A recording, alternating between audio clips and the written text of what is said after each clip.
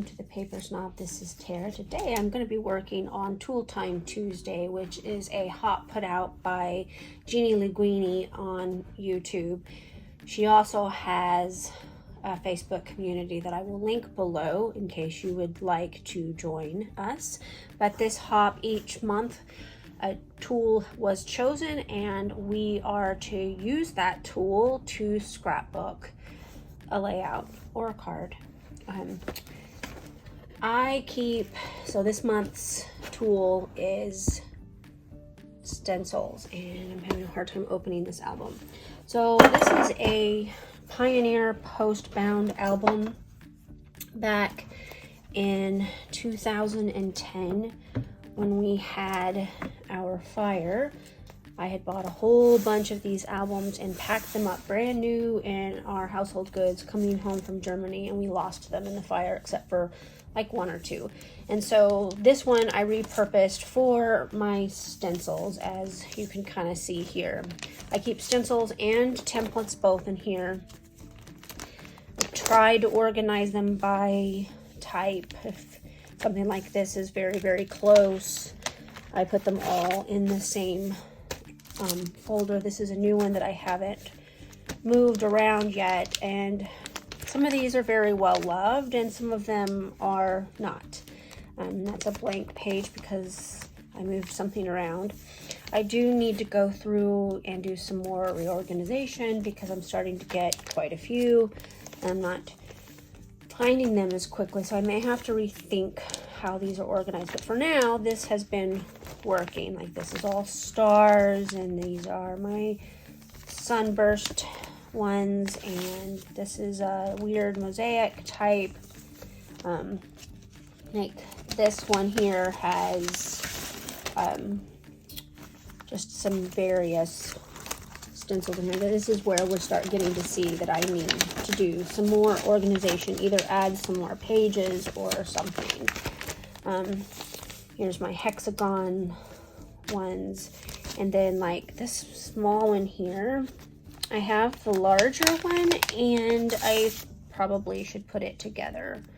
So anyway, like I said, I do need to do a little bit of reorganization with these and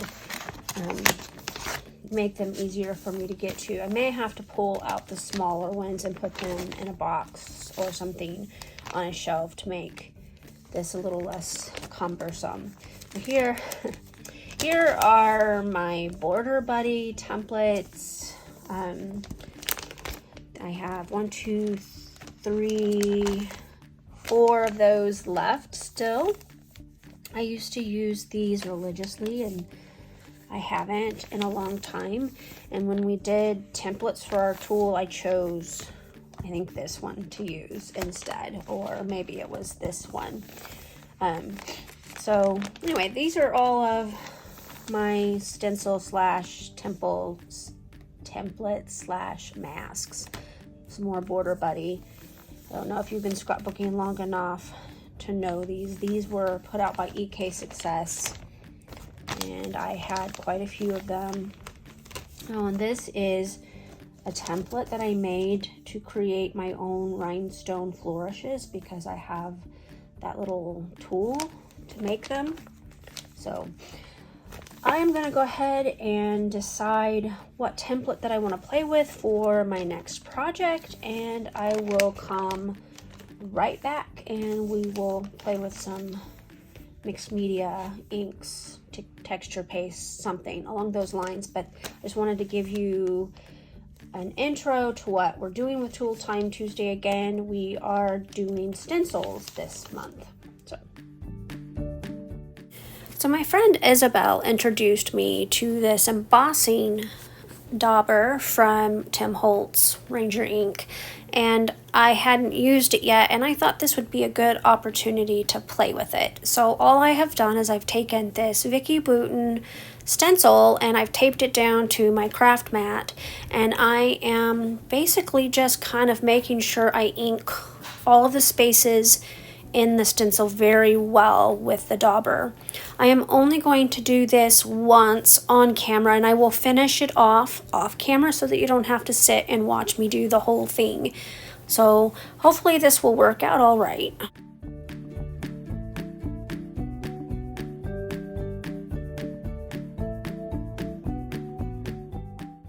So because my dauber was brand new, at first I had a lot of trouble getting the embossing fluid out, but as I went along it became easier to do, and I just was trying to make sure that I got really good coverage in those spaces so that the embossing powder that I'm going to use would have something pretty substantial to stick to.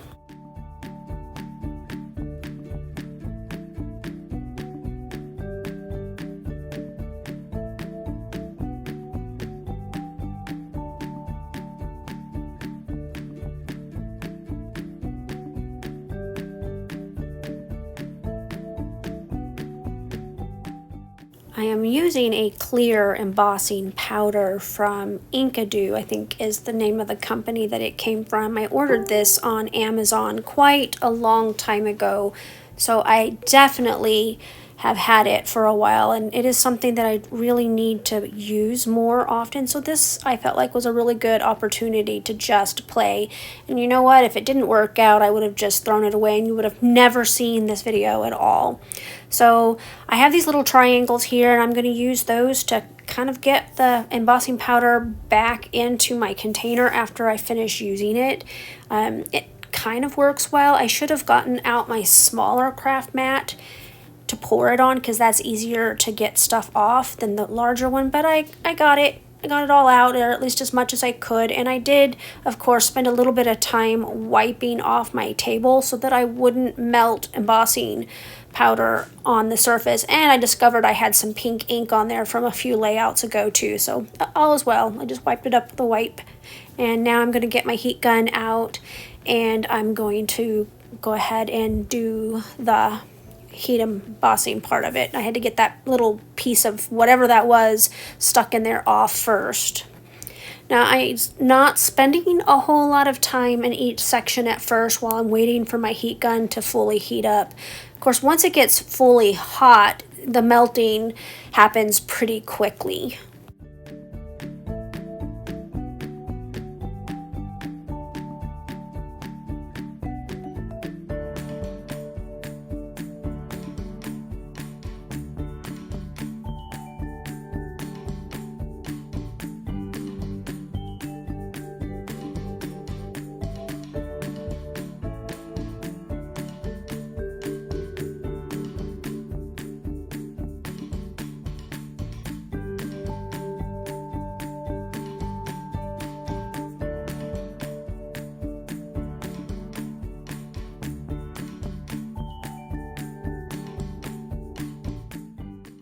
So I did finish the embossing off camera, and now I'm just going to use my watercolor palette to add some colors. I'm going to choose all blues. I first use 3 shades, and then when I get towards the half of the paper that doesn't have embossing on it, I do use 4 to make a kind of ombre effect that meets in the middle, and towards both edges it's lighter.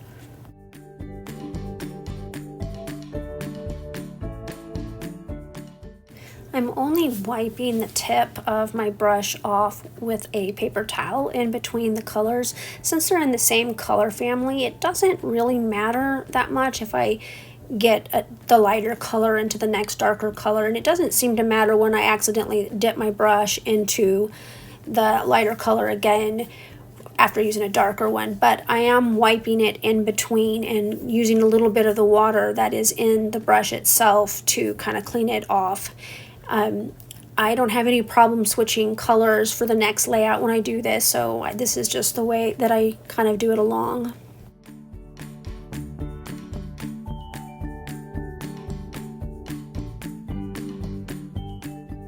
So on the half, or it's not even half, where it doesn't have any of the embossing, I am going to put quite a bit of ink on it, and I'm also going to be using water as I go to kind of get it to still give that pooling effect, because this is not a Vicki Boutin Foundations paper. I also didn't use gesso to prep the paper. This is just a standard sheet of Joann's cardstock that I got for like $4 a pack for a pack of 25 online when they had one of their sales. I really like this paper. It does hold mixed media rather well. I've said that before, and I'm just, making sure that I allow this ink to pool, and so that you can really see that watercolor effect. It really looks pretty once it's dried. I know you can't really tell in the video, but in my right hand I am holding a mini mister to spray water onto the paper.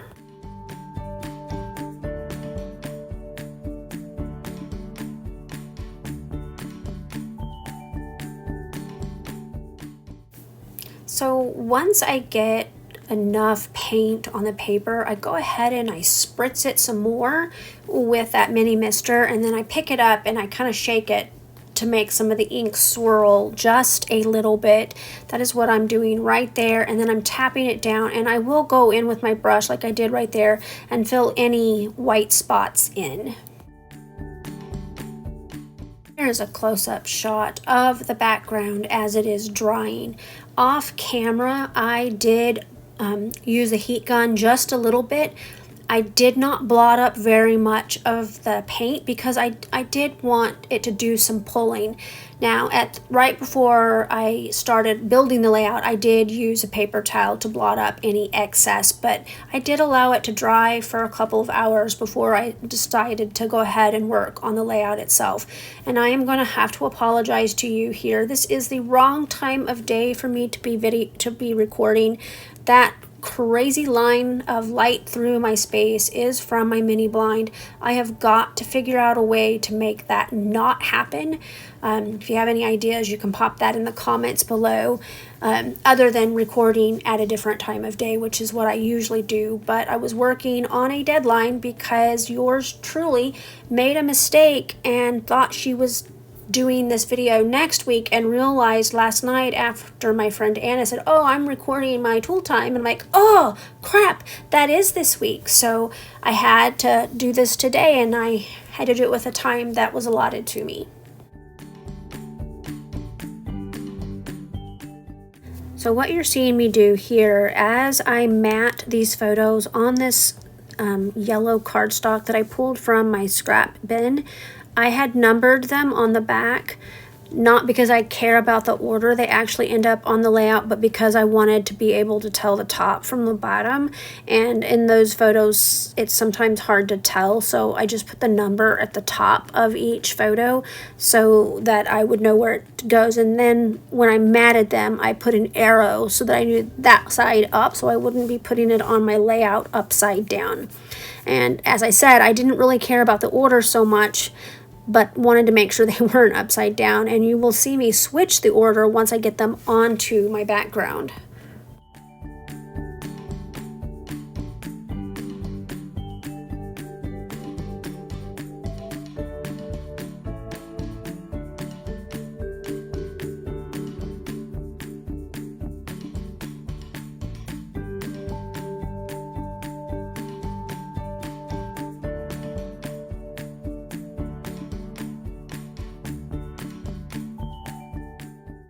So next, you're going to see me go ahead and cut down this piece of fun foam so that I can use it to put underneath my photos. Originally, I had considered putting the photos on all one mat as a unit instead of individual mats, but I decided that I wanted to make the photos go on there just a little bit wonky since this is a mixed media layout. I didn't want things to be perfectly aligned or anything like that, and so matting them separately allows me to kind of tilt them a little bit as I lay them down. I am just putting a random piece of fun foam underneath those. I didn't cut them evenly, I just cut 6 little pieces and stuck on there, and I'm going to kind of let them dry just a little bit, and then I'm going to start making some decisions on placement and how I want these photos to go.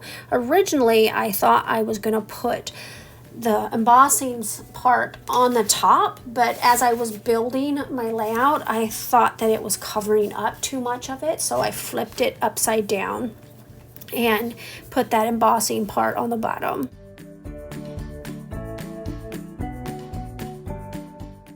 So my goal here is to not over embellish this layout. I am going to use a couple of these tag pieces. I cut those little label or ticket pieces in half. I'm going to put this tag behind that middle photo, and then this journaling block here, I'm going to cut off the striped bit and the floral bit. I'm going to trim it down so that it will still fit behind that top row of photos. But like I said, I'm not wanting to over embellish this layout, because really that star of this layout should be my background, and that background turned out really lovely, so I want to make sure that you can see it very well when I finish.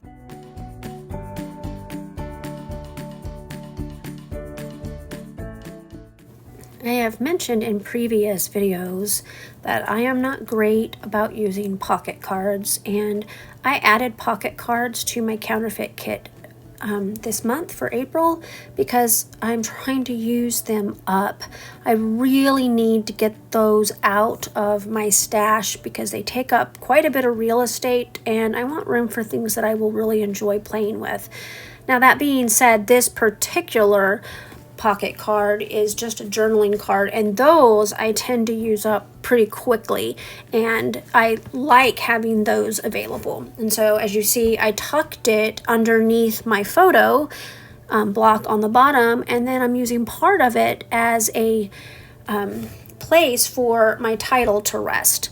I'm going to add these chipboard clouds up here at the top. I'm not going to add that errant floral piece that fell off the packaging onto the layout. I will move it, and then I'm also going to pull out these puffy stickers, and I'm going to use a couple of those puffy stickers. There's a phrase that I'm going to put up there, and then I'm going to use a chipboard star and then a couple of stars from the actual puffy sheet.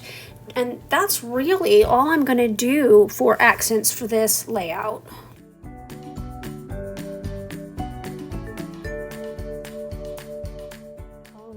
Off camera, I went ahead and I glued everything down. I did some pen stitching around some of the elements on the layout, and I also pen stitched around the edge of my layout just to close in that background. I'm really tickled with how this turned out because I wasn't sure if it was going to actually work. But I thought I'd give it a try and try to show something a little different with stencils on a layout, and I'm happy with the way this layout turned out. I do want to thank you for stopping by my channel today. If you are not a subscriber, I would love to have you subscribe to my channel. If you liked my video, make sure you click that thumbs up button at the bottom underneath the video. Check out the description box below my video because there are 4 weeks worth of Tool Time Tuesdays layouts each month for you to check out. We are on week 3, and all of the links from weeks 1 to 3 in April should be active and live. So make sure you check those out and see what some of the amazing creations these ladies are coming up with this month. I do thank you again for dropping comments and questions in the box below my video. I will get back to you as soon as I possibly can. You have a great Tuesday. Bye.